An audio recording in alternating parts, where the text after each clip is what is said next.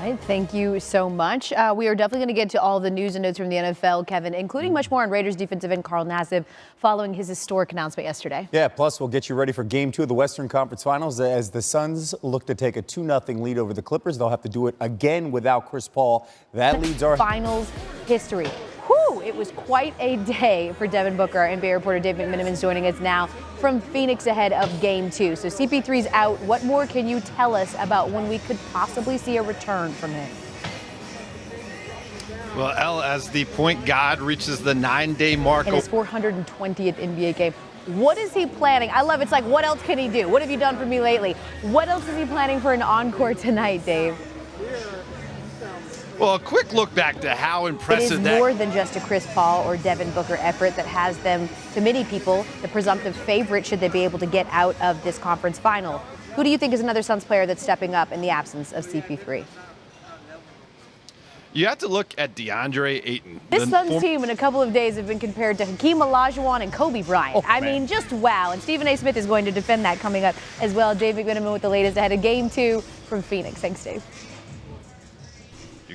You know, for decades, NFL players have been coming out publicly after their playing days were over. And some of those players have spoken about the difficulty for active players to acknowledge they are gay. But that changed on Monday with one historic Instagram post when Carl Nassib of the Las Vegas Raiders became the first active NFL player to come out as gay. Here's John Barr in an Outside the Lines report. In his announcement, Nassib pledged a $100,000 donation to the Trevor Project, which is a nonprofit that's focused on crisis intervention and suicide prevention for LGBTQ plus youth. Since the organization said its donations have increased by 50%, and the NFL has matched Nassib's donation amount. Also, according to the league, Nassib's number 94 jersey has been the top seller over the last 24 hours. You love to see people rallying in support of something so courageous and brave. And we say hello to Damian Woody. And you are, Woody, a 12-year NFL vet. I'm just interested in sort of your perspective on this announcement that Carl Nassib made yesterday. Well, Elle, I think it's you mentioned it, visibility. It's so important. You know, we don't know why he waited this long. Maybe he's been open with his family, right? Maybe it's only publicly people didn't know. But he talked about the impact of the LGBTQ plus community, and seeing someone take this step to announce this is just huge. Visibility is real and important, and bravo for him for taking that step. Damian Woody joining us here on SportsCenter. With that, we say, oh, hello, Kendrick Perkins, who's joining us now to break down what we expect to see tonight, Game 2. So on the one side with the home team, you've got no CP3. He's out tonight. The visiting team without Kawhi Leonard. Who do you think you have more faith in tonight, Devin Booker or Paul George to step in?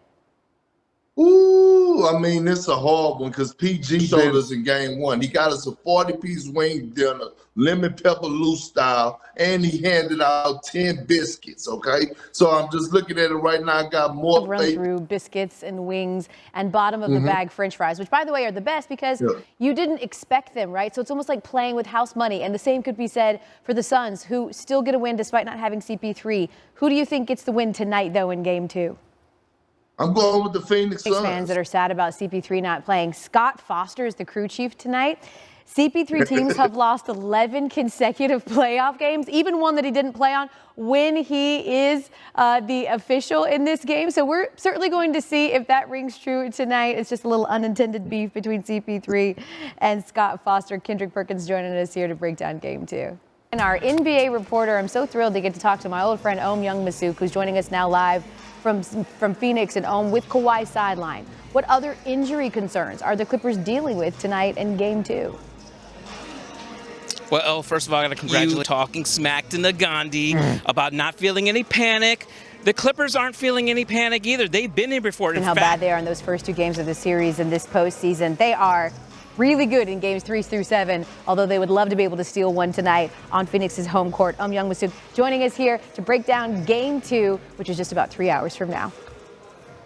Hi, hello. It's another hour of SportsCenter with Kevin Nagandi and Elle Duncan. And we've got a lot more NFL news, but also much more on Raiders defensive end Carl Nassib following his historic announcement yesterday. Plus, we'll get you ready for Game 2 of the Western Conference Finals as the Suns look to take a 2-0 lead over the Clippers. They'll have to do it again without Chris Paul. That leads our headlines. Either way, I was watching live on First Take when you said that Devin Booker was the next Kobe Bryant. So we are going to get into that in just a minute. But I wanted to talk about the other side of this as well. Clippers, as we mentioned, going to be without Kawhi Leonard. Listen, Paul George, he gets a lot of criticism for being playoff P. He has done a fantastic job. But what does he have to do and this Clipper team have to do to avoid falling in an 0-2 hole tonight? Well, he's got to get help. A guy like Reggie Jackson and a guy like Terrence Mann. It feels a little different than what is typical for the Clippers. They're not playing with a ton of pressure. They don't have Kawhi, and they are on the road, so maybe an opportunity to steal one tonight. I mentioned it before. Stephen A is going nowhere because we're really going to get into this. Devin Booker is the next Kobe Bryant, and he's going to tell us exactly why still ahead. Stand by, Stephen A. We're back on SportsCenter. You know, for decades, NFL players have been coming out publicly after their playing days were over. Some of those players have even spoken about the difficulty for active players just to acknowledge that they're gay. But that changed on Monday with one historic Instagram post when Carl Nassib of the Las Vegas Raiders became the first active NFL player to come out as gay. Here's John Barr with an Outside the Lines report. Well, in his announcement, Nassib pledged a $100,000 donation to the Trevor Project, which is a nonprofit focused on crisis intervention and suicide prevention for LGBTQ plus youth.